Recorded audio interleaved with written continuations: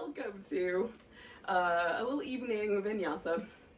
We're going to do mostly hands-free kind of practice tonight. So there'll be a little bit at the end where we do a little plank and into cobra, but mostly we'll do a practice that doesn't involve as much of the up and down sun salutation sort of formatting. So welcome. Take a seated position that's comfortable for you. And you just want to make sure your spine can just kind of extend up out of the pelvis, and that you don't have to hold on too tight with the abdominal muscles. So all of us are a little different, and sometimes elevating the hips is really helpful, so you can definitely do that. And then take a moment. I like to close my eyes because it helps me concentrate. But if I'm feeling a little sleepy, then what I'll do is leave my eyes open just like the teeniest, tiniest bit, and just let them softly gaze out on the floor in front of me. And then I can kind of close out everything else and narrow my attention down to the breath, which is where we're going to go. So taking nice, deep, rhythmic breaths. And try to notice this kind of sense that the inhale seems to kind of move downward. There's a kind of movement of muscular awareness down deeper into the pelvis and into the legs. And then the exhale sort of feels a little bit lighter, a little upward moving. So we're going to work with this kind of idea of grounding ourselves, trying to settle in. There might be like a little nervous energy that we might have at this point, just because. So letting the inhale sort of ground us, and then the exhales lighten us up. And just let go of all the stuff we might be thinking about later on. And just let ourselves center here and now.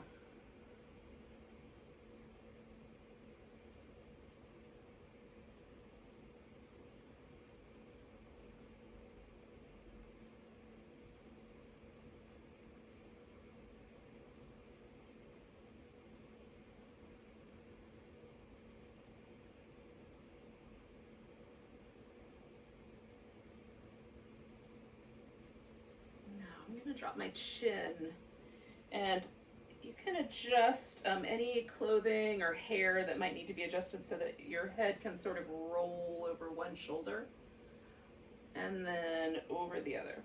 Now, sometimes it feels kind of pinchy in this little section. Some people might have some neck issues that make that. So you can keep your head at a slightly higher angle and just move through a similar movement pattern.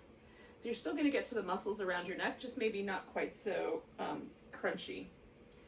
So just feel it out for your particular neck circumstances. Sometimes I find my shoulders want to help, and they sort of try to lift up toward my ears.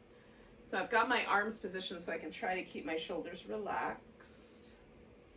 I'm just noticing the inclination, if it's there, for the shoulder to lift.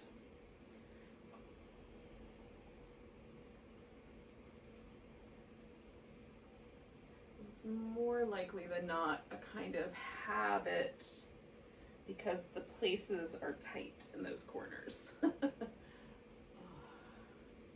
I'm going to do this whole thing one more time, back and forth.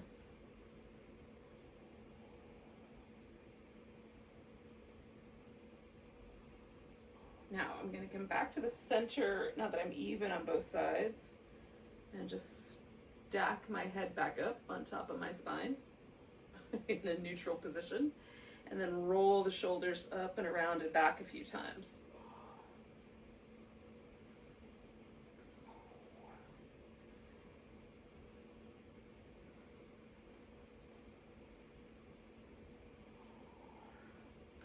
And when I get to the back, I'm going to switch the direction.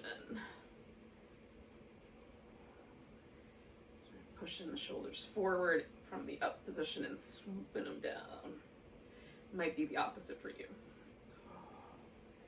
Okay. So I'm going to move my body in a similar fashion to the way that I just moved my head a second ago.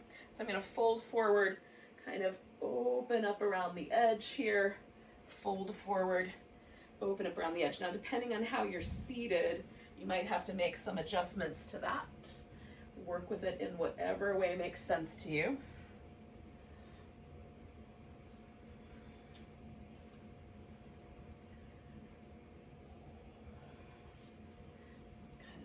weaving back and forth. I'm going to do that a whole thing twice more.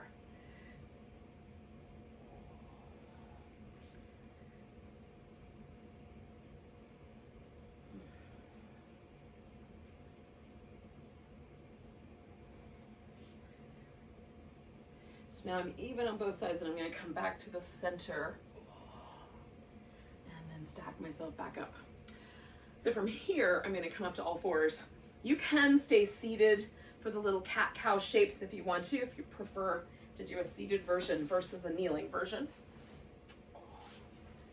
So for the kneeling version, just place the hands in a way that make the wrist feel okay. And then we'll move the spine up and down. Maybe a little side to side.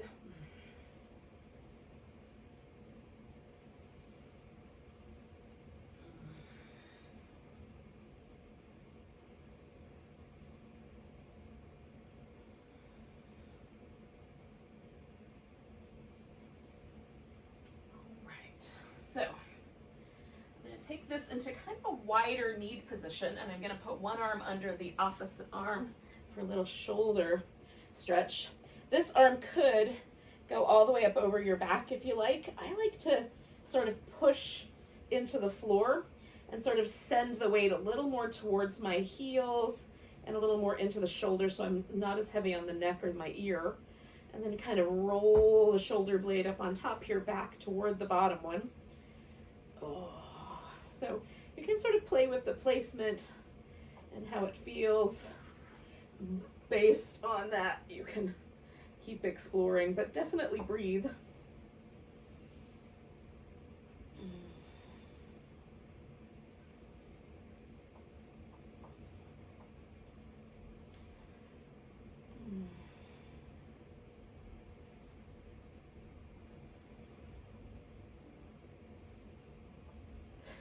We're gonna free this arm, give it a little rinse.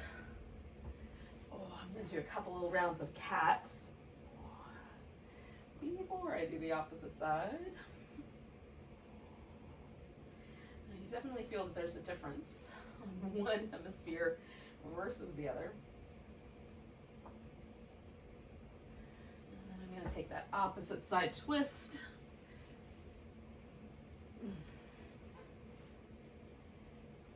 Finding my snuggle in spot.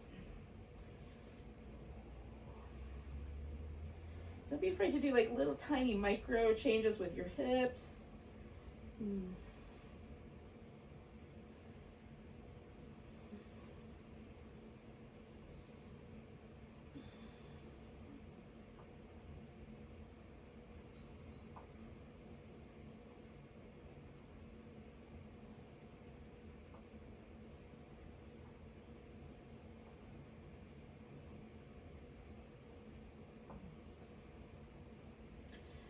Do one more big breath here. Again, once I'm free, then I'm going to do a couple more little rounds of cat. And a little bit of a fluid way just to see where that landed. All right. So I'm going to get myself into a downward facing dog. I will need a slightly dampened mat for this purpose. Right with you.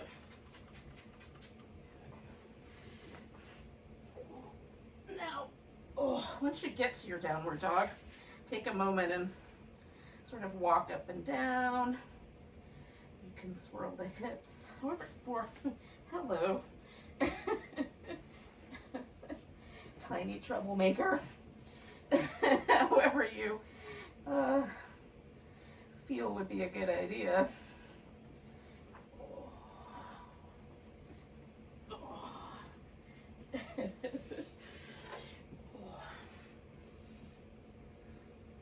And then when you're done with your dog, and you don't have to end it right away, but like when you feel ready to be done with your dog, then just come to a forward bend, come up halfway, and fold over with bent knees a couple times.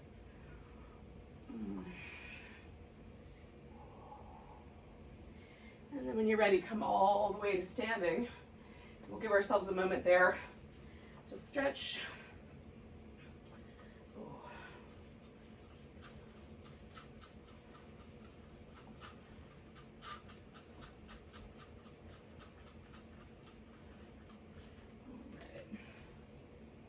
When you're ready, find a mountain pose.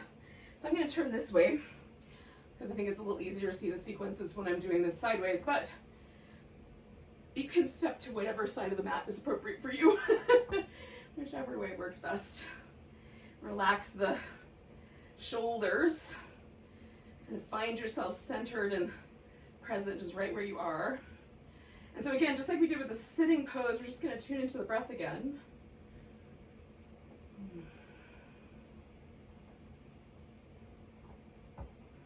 Just notice the downward and upward movement of the breath.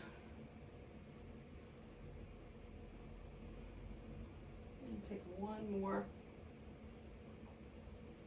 We'll take a nice big inhale. Reach the arms overhead. So I'm going to grab hold of my right wrist first. Give myself a little stretch over to the left. If you prefer, you could put your left hand into the left side waist instead.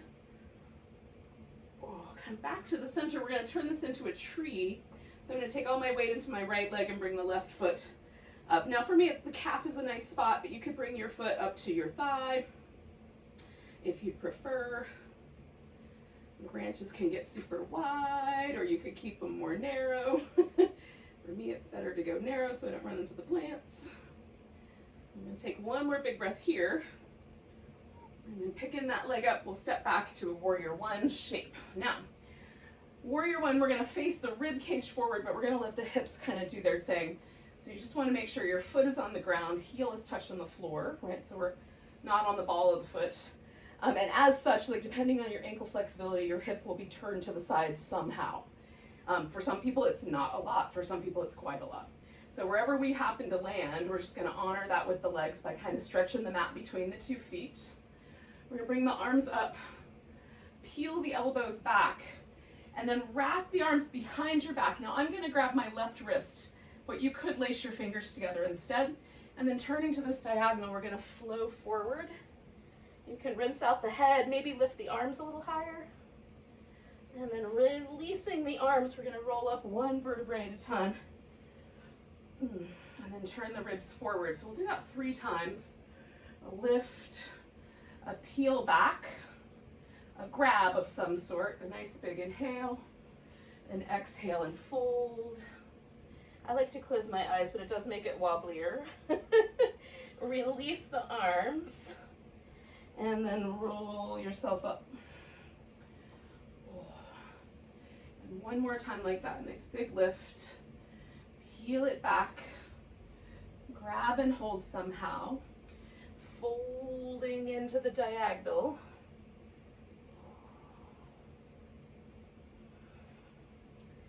Releasing the arms, and then I'm just going to do that for just a second, just a little shake. And then I'm going to use some blocks, but you don't have to. But I'm going to take this whole thing around towards my right leg. So right now, keeping the knee bent, I turned my left foot forward. I don't want them lined up like I'm on a tightrope. That's not enough room really for the hips. So I just make them about hips distance apart, maybe shoulder distance, whatever feels like I've got enough room. And then sort of stretching out the toes and putting them back down. And you can bend the knee and straighten it a few times just to sort of test out where the right position is. I like to go for a straighter leg and stay up a little higher versus dipping down lower and bending the knee. It feels more even across but the whole length of my leg if I do it straighter. So we're going to take about 3 more breaths here with this little pyramid shape. Split leg forward bend.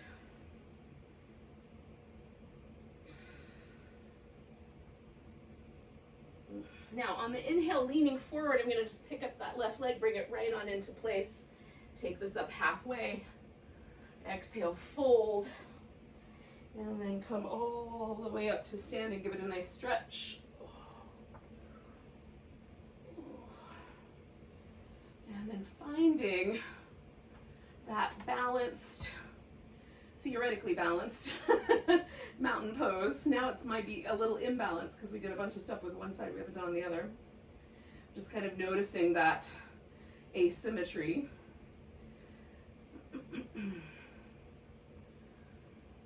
Tuning back into the breath. So I'm going to take the arms up nice and tall. I'm going to grab the left wrist, give myself a little stretch over to the right. Again, I could put the right hand in the waist instead. And then coming back, I'm going to turn this right into a tree. Balance on my left foot as best I can.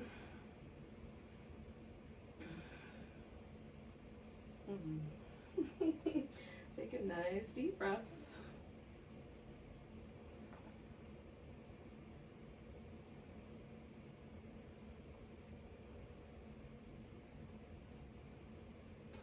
And we're going to pick this leg up and step it back and find that warrior one shape one more time. So again, I'm not trying to abuse my hips, but I am turning the ribs a little bit more forward. So I've got a little bit of a twist in the back. It's kind of an interesting, it's an interesting aspect to this pose.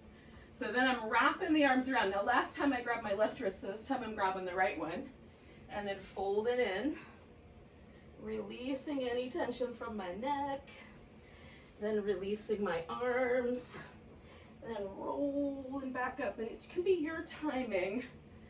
Again, we're gonna do 3 of these. So just turn the ribs forward, arms up, elbows back, grabbing that wrist, folding forward.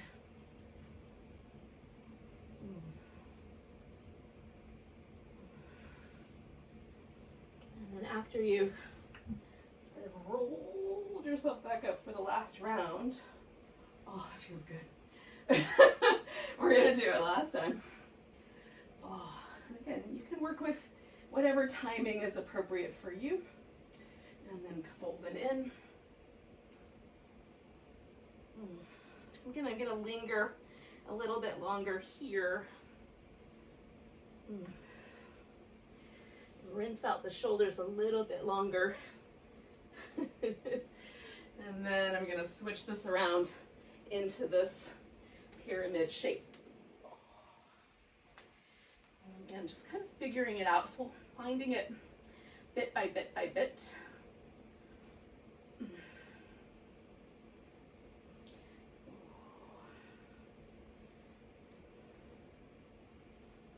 I never stop paying attention. It's not, yoga poses aren't destination. It's not like, oh cool, we're here.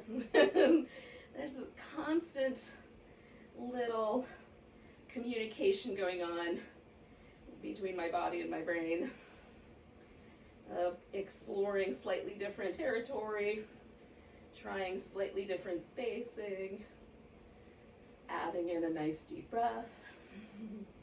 There's a lot to do here.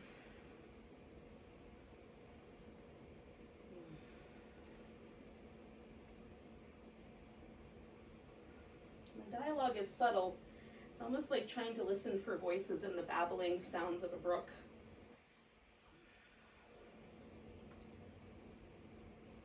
Just listen carefully. All right, so then we're going to bend the knee and bring in that right leg up. Step that one forward. Come up halfway, fold in. Let yourself come all the way up to standing. Whoop, hello. Give it a nice big stretch. And then finding your mountain pose again. And just noticing, maybe there's a little something happening in your body that you weren't even cognizant of before those 2 rounds, and now you are. A slight imbalance, a slight amount of tension, or maybe just feels like you put down 1,000 pounds. Like mine, my shoulders feel like at least I took a rock off of there. Ugh. And so just noticing how things impacted you. So I'm gonna take a nice big breath and come to a chair pose. Ooh. And from the chair, you can bring your hands down, or you can take that left elbow under the right one, okay? So you just decide how you want your arms to go. We're gonna switch the weight into the right leg. You can cross the left leg over at the ankle, or bring it up on top, or wrap the thigh around for the eagle.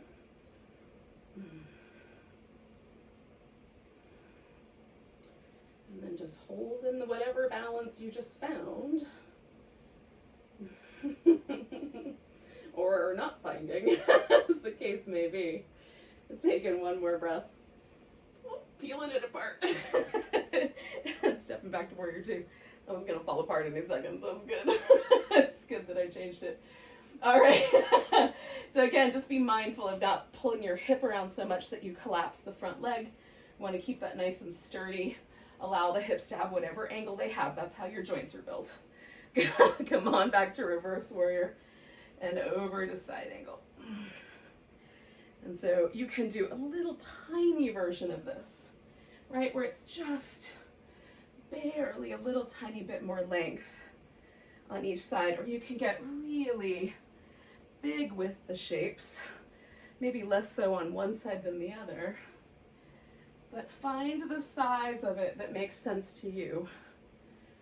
Oh, I'm gonna do that one more time. And then we're coming around so that we wind up facing forward with maybe the toes point directly forward, maybe slightly out to the side, but we're gonna an even amount on both feet. So we can fold forward. Now you can stay sort of at a halfway point, even prop yourself up, or you can go all the way in, even prop yourself up. So that's up to you, kind of choosing what the right answer is for you today, or even in this one moment. I did this pose earlier today, two different times, and both times I did it slightly differently. So kind of deciding how you want this one to go. This is the third iteration of this pose, slightly different. So we're gonna do 2 more breaths with whatever you've got going on.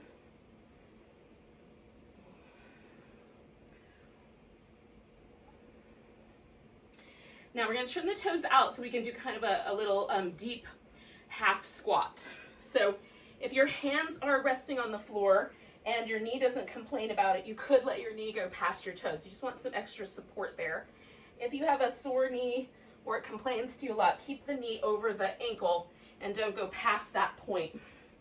So it's really between you and your knee as we move through this little half squat to half squat, side to side. Right on. You can put blocks under your hands to stay higher up in the air, or whatever you've got that you could use like a block. Okay, so I'm going to do that one more time on each side.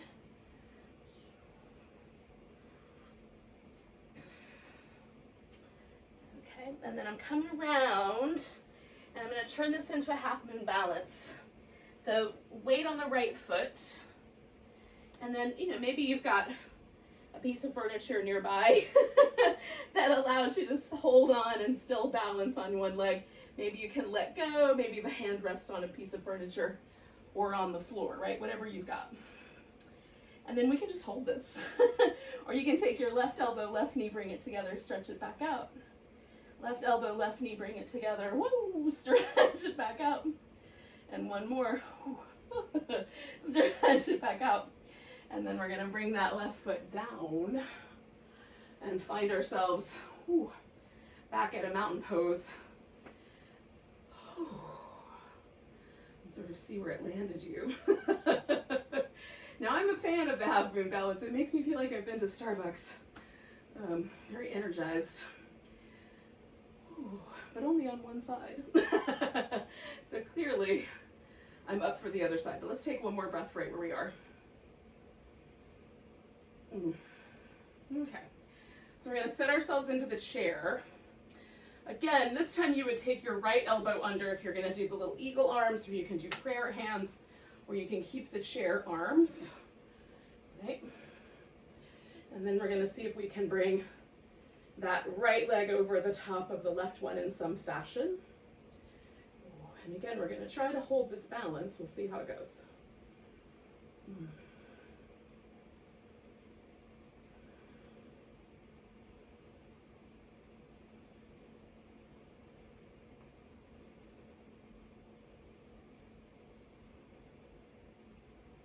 Okay, I'm going to take one more breath. And then I'm going to pick it up and step it back to warrior two. It's Sometimes I land just right, and sometimes I need a little extra fiddling.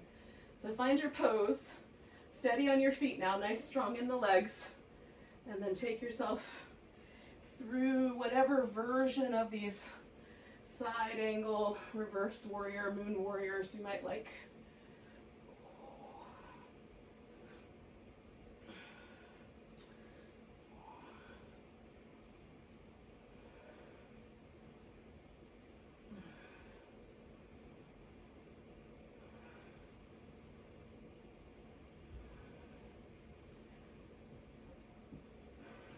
One more.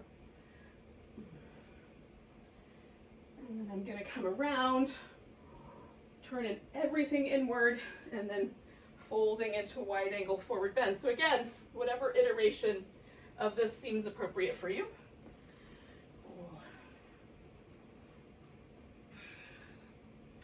It's your pose. Rinse out your neck.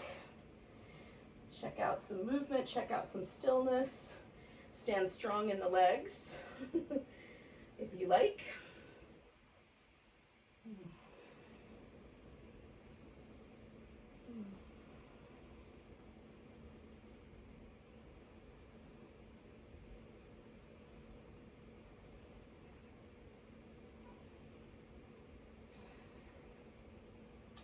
Now, keeping the legs straight, and you can either turn the toes out or keep them pointing forward. I like them turned out a little bit.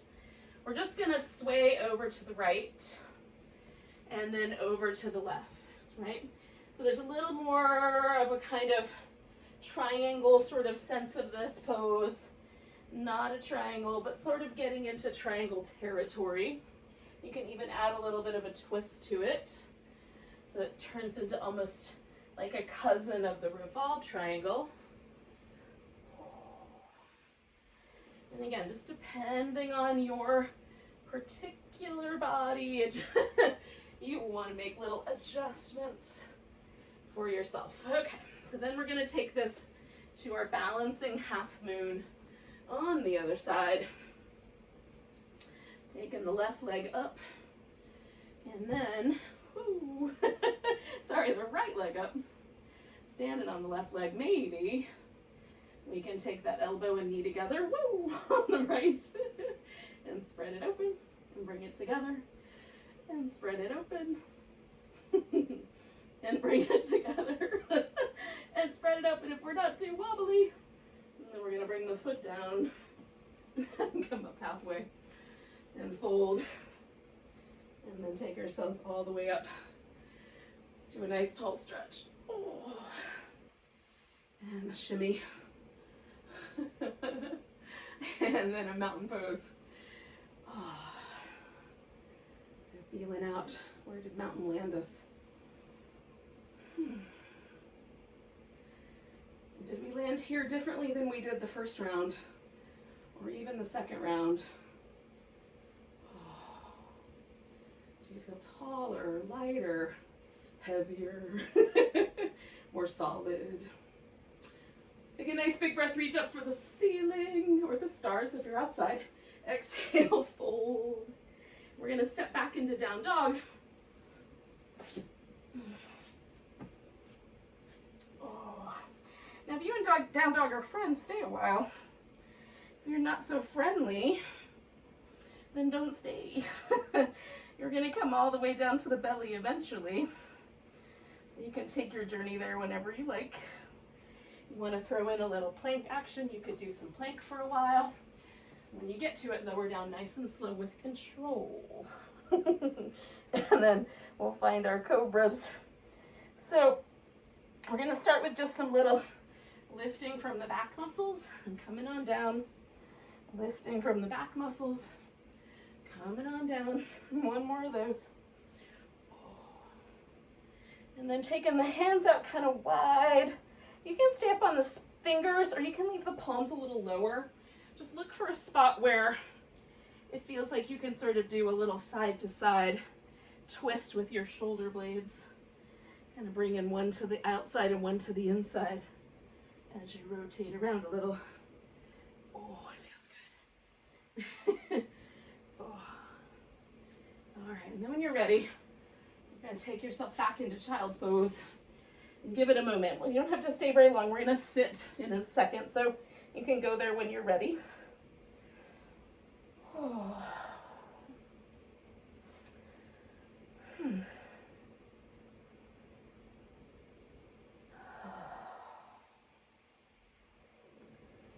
The things I like about this pose is it just lets me surrender. It's like it's kind of like being in a little cave all your own.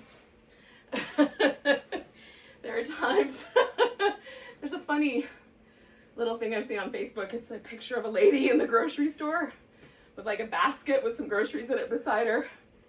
And she's laid out in child's pose in the middle of the grocery store aisle. And it says something like, my yoga teacher said I could take child's pose whenever I need it. And I'm like, yeah, I feel you. It's definitely meant to be funny. But it is kind of a pose that sort of, for me anyway, sort of lets me shut out a lot of the sensory data that's coming at me.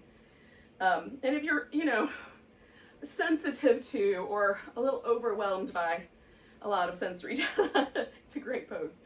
So for now though, we're gonna sit with our legs out in a V. Now, if your pelvis is the sort, and it really is bone structure, where when you sit with your legs stretched out in a V shape, your pelvis leans back, there's a couple of strategies. So strategy number one is elevate the hips. So just sitting up on a folded blanket or a pillow would be beneficial. Strategy two is don't go as wide. So keep the legs a little closer together. And then strategy three is to bend the knees. And you can even stick like a little throw pillow underneath each knee. So it's easier to keep them bent and sort of have something to work on. So we're gonna do a little twist to each side. And then we're gonna fold over a leg. So if you, like if worse comes to worse and none of those strategies work, you can try bending one knee and bringing it in and doing it this way instead. And then, you know, it'll work just fine. It's not exactly the same, but it's nice. So it's fine. So I'm gonna leave my legs wide, but they're not as wide as I can go with my actual joints. I like to be a little bit conservative there. I'm gonna try to keep my toes pointing up so the thighs are activated and I'm keeping the leg nice and stable. Now, first thing I'm gonna do is just twist. I'm going to the left first. You can go either direction. As soon as I feel that inclination of my right hip to start to lift up off the floor, I back off just a notch and hold this twist. Okay? So I'm gonna just turn my head a couple times in each direction, just feel out. Do I have a preference tonight? My preference tonight is for the back. Sometimes I go with my preference. Sometimes I go against the preference. See if I can ruffle my own feathers and stay cool. So whatever your inclination is tonight. It's an experiment. We're like little yogi scientists out here on our mat, y'all. I again started to twist my sit bone a little bit. Now, one thing I will suggest is if you get low back pain in poses like this, or there's numbness or any kind of tingling down your legs, you may want to add a little adjustment to that, and that is stick your right hip forward. Like if you're turning left, your right hip would go forward and vice versa, so that you actually turn the pelvis into the twist, and that'll take some of the pressure out of that low back area potentially. Sometimes it's hard to know if we're pressurizing that area. And the nerves can be sensitive, y'all, sensitive. So a couple more deep breaths here.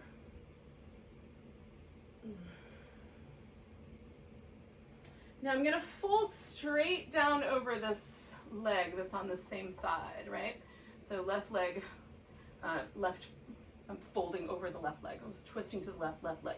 You can do opposite, it's not a big deal. We're just gonna finish a pattern, whatever that pattern may be. I'm still bending my knee, I'm still activating my quads, and I'm trying to lengthen my torso out. So maybe I could get even farther past my foot if I wanted to, right? It's just a marker. I don't really care if I hold on to the foot or not. It can be a useful tool, but it does, it can be fun. So I'm giving myself this kind of like marker of, can I get a little longer as I hold this? Maybe, oh, I can go a little further out past my foot now, right? So 2 more big breaths. Still trying to keep my hamstrings safe by really engaging my quads. And then come on up. So the quads and the hamstrings work together in a little relationship. When this one tightens, that one tends to loosen, and vice versa. That's how we walk, as they tighten in relationship to each other and loosen. And so if we activate that principle, we can kind of sometimes get ourselves a little more comfortable in yoga pose.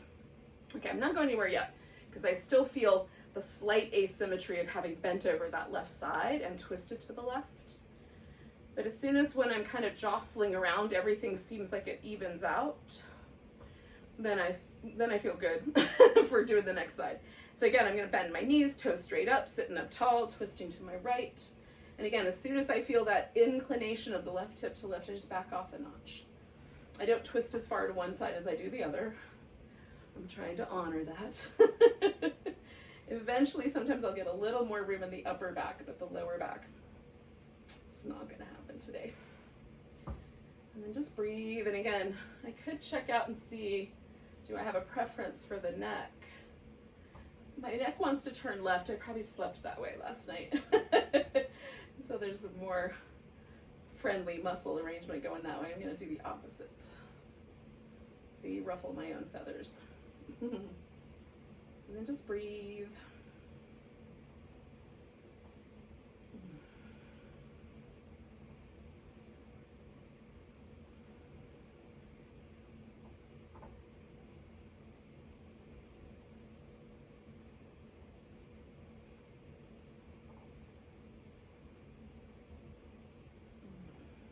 Taking a nice big breath. I'm going to let go of the twist a bit and then fold over this leg. And again, I'm just taking my time. And you might decide you're folding over the other leg, or maybe you're going to change it and fold a slightly different angle, maybe towards the inside a little bit or outside. Right on. So again, I'm really trying to kind of give this set of hamstrings a lot of support by using my leg, by only going far enough to feel the sensation. And then if it gives me more room, if I melt in a little more, then I'll go. I am not trying to be pushy. Like, what good is that going to do? You can't bully your hip. There is no room for negotiation. We're going to take 2 more breaths. I'm going to come up when you're ready. Just kind of come to the center. Now, I'm going to go straight down the middle, but I'm going to do it with butterfly. I'm going to put my feet together. If you've been like this the whole time, you can decide which one you want to do, whether you want to do this version or the long straight leg version. Oh, and then I'm going to fold into the middle of this. And this is my last pose before I start to settle myself down onto my back. I'll do a couple of things there too, but this is the last pose here. So you could make it really round like a turtle shell. My inclination tonight is to keep my chest up a little bit, kind of keep my heart forward.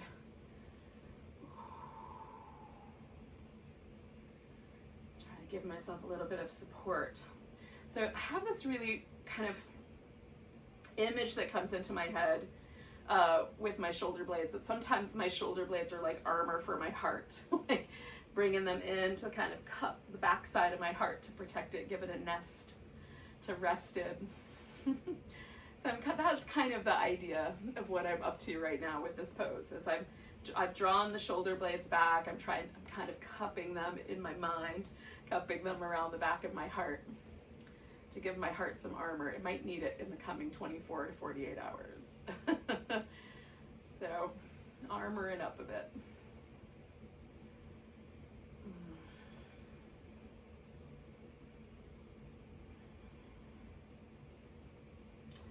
And then I'm going to come on up. And for me, Shavasana is best if I have some support. So I like to put a little pillow underneath my legs. And if it's chilly at your house, because we're getting into that time of year, it might be nice to have a nice blanket to cover up with, or that sort of thing. Mine are all the way over in the far corners. So I'm going to go without a blanket. But I have this nice little fireplace here. Like it. Turn the heat on. So now that I'm down, before I get all settled in, I'm gonna do a little happy baby pose. So happy baby is called that because, you know, babies often, when you lay them down on their back, they kind of realize, oh, look at that, I've got foot. And they kind of play with it. You can grab your feet, but you don't have to. So what I like to do is grab hold of something, usually my big toes, and then that kind of lifts the pelvis a little bit, and then I let the arms get kind of heavy and then work the sacrum back down to the floor. So my low back reestablishes its little curve. And just that pressure feels really nice, kind of widening and spacious around the sacrum, which often, you know, if you have I have a slight lordotic, like slightly deeper low back curve, and a lot of pressure kind of builds up in that area. So it feels really nice. It's not everybody's favorite pose. So if it's not your jam, you don't have to do that one. You could do little windshield wipers or something else. And then when you're feeling it, you just release out. Cover up with a blanket or whatever seems appropriate, and then just let yourself surrender into the floor. And again, I'm just kind of cupping my little heart armor back in there behind my heart so it knows it's got a bed to rest in.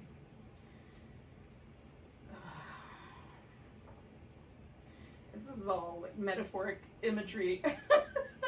That's how my brain works. Welcome to my world. Allow yourself in whatever way is appropriate for you to soften in.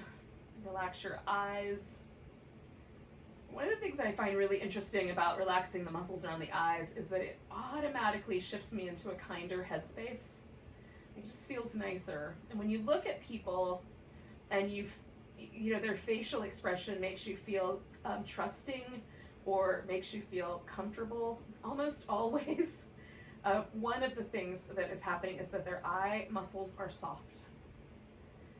And so their eyes have a kind of radiance and a softness to them that comes from the muscles. If you can relax the muscle and allow your eyes to have that kind of kind radiance. And similarly, the mouth, when it's held with tension, looks fearsome. And so if we can relax the lips, let them get really fluffy and soft, and let the teeth stay a little bit apart from one another.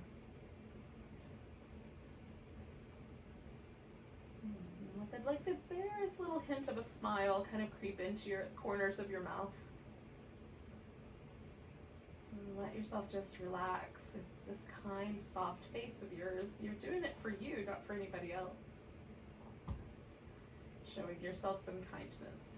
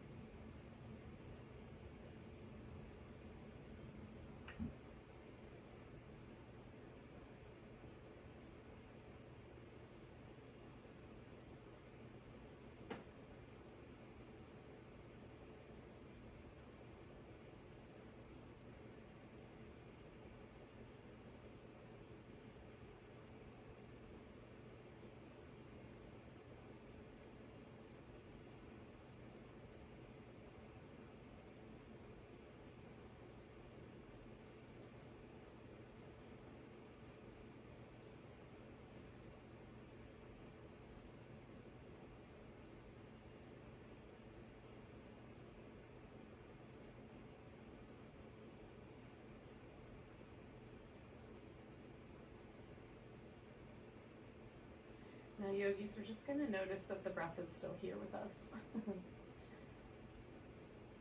just take the breath a couple of bits deeper for a few breaths.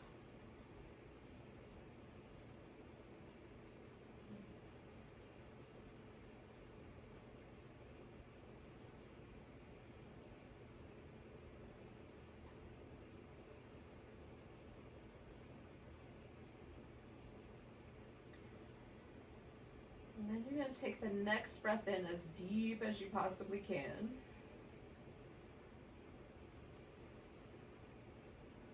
Let it go with a big sigh.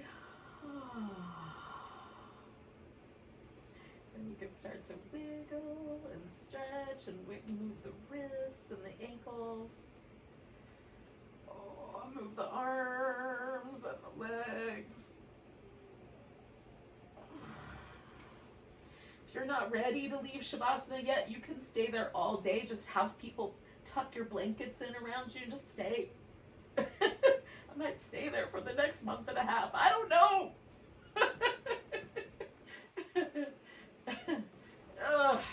In any case, we're gonna bring ourselves to a seated position. Oh goodness! So thanks for joining me for a little evening flow class. Take a nice big breath and a big sigh. Namaste, yogis.